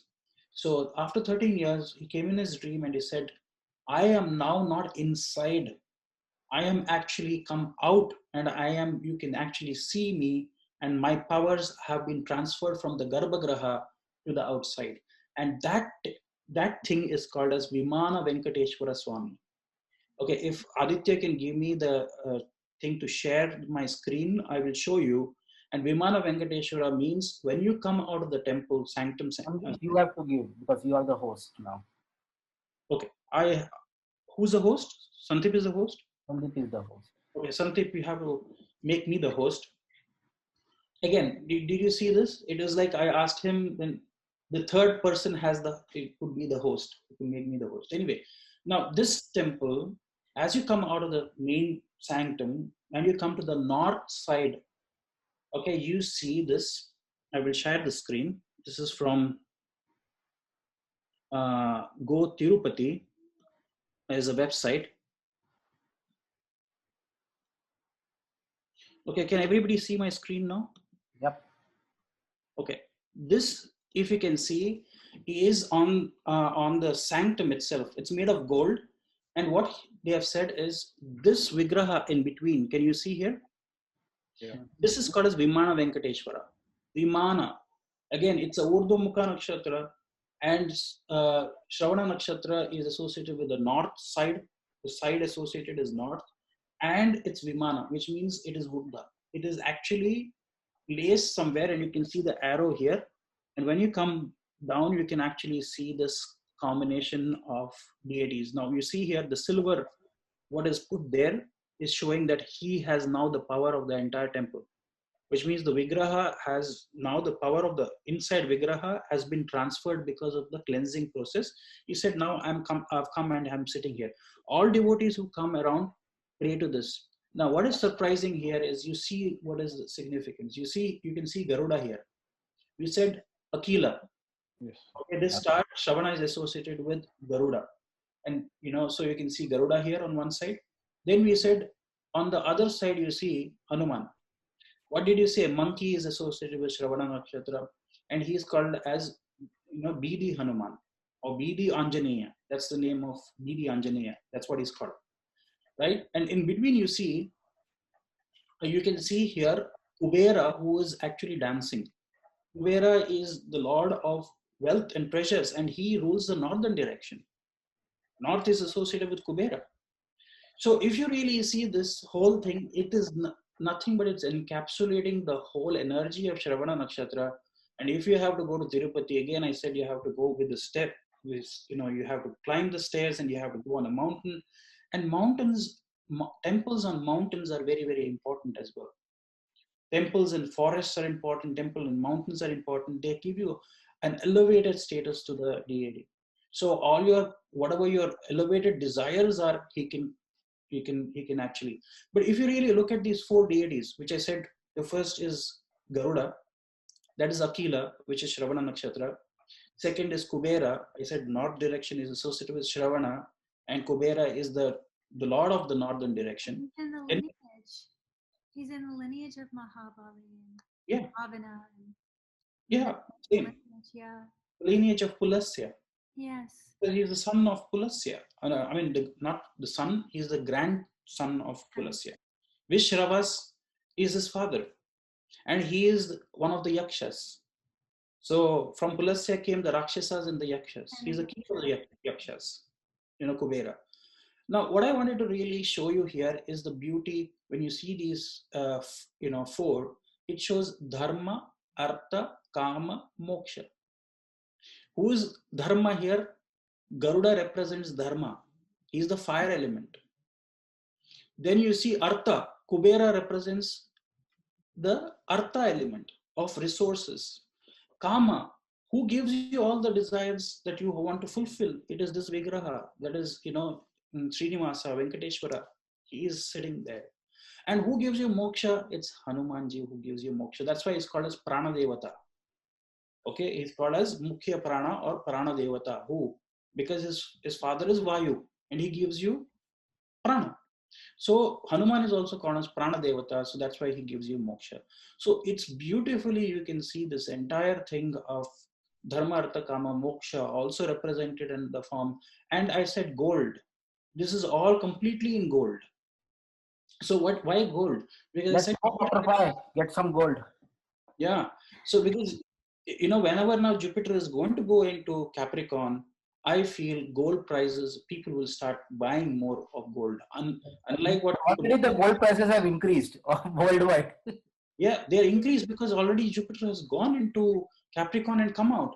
So when people want to stock their house with gold, I know, Aditya is buying a lot of gold, physical gold. Why do you want to keep gold? Because, Jupiter is going into its debilitation. You want to bring Jupiter and keep. So you will see gold prices are going to go up.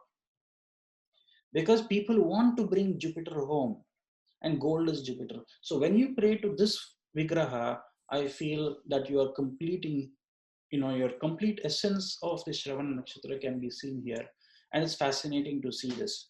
I don't know, many people would not know about Vamana Venkateshwara. This is Vamana Venkateshwara. And when you come out, you have to look up Urdhomukha Nakshatra. So you have to look up to see him. And Vimana, it is a Chara Nakshatra. It's a movable Nakshatra. So he has decided to be on an aeroplane, Vimana. Okay. So anyway, these were some of the points that I wanted to make because this is an observation which I said I should share because it is all about Shravana Nakshatra energies. So that's all I had. But anybody else who wanted to share, we can then, yeah, one last point. Like I said, if you can't chant any mantras, you can even listen to the mantras also. That's also a very powerful remedy in Shravana. That's also one more thing. Listening to those YouTube videos with mantras. In fact, having that as a background kind of thing going on is the best thing you can do. Any mantra that's plays in Shravana. I've seen, in fact, with Shravana Nakshatra natives, I've seen that they have this unique gift in which they can absorb the power of a mantra just by listening to it also. There's also one more thing I can say. Yeah. So that's all what I want. Shravana Nakshatra also becomes the Abhisheka Nakshatra, for Dhanishta Nakshatra. So Shravishta, Dhanishta. So it's all about the Astavasus, the material thing that you want to. So Abhisheka Nakshatra is, Shravana. Abhisheka means coronation or Abhisheka means hydration. What do you do? Yeah, definitely. Yeah. Okay, so any other points, or do you think it's been a very long, lengthy? 2.5 hours, Bollywood movie again. Yeah, it should have been 3 hours, in honor of Shravana. But thankfully, it's less than that. Yeah. So any final points, or do you think we can wrap up today's session? Aditya, Eevji, Santip, any other points? Because whatever I had to share, I think I have so much material to work with now that it'd be perfect. I think it's perfect. Everyone shared beautifully. It's a lot. So I want to say, we'll be doing more such videos, but thank you, all of you for taking your time. I know it's been a very long time before we could present this, but I'm so grateful to all the teachers here and fantastic things have come out and I've learned a lot. So thank you very much, all of you. Namaste.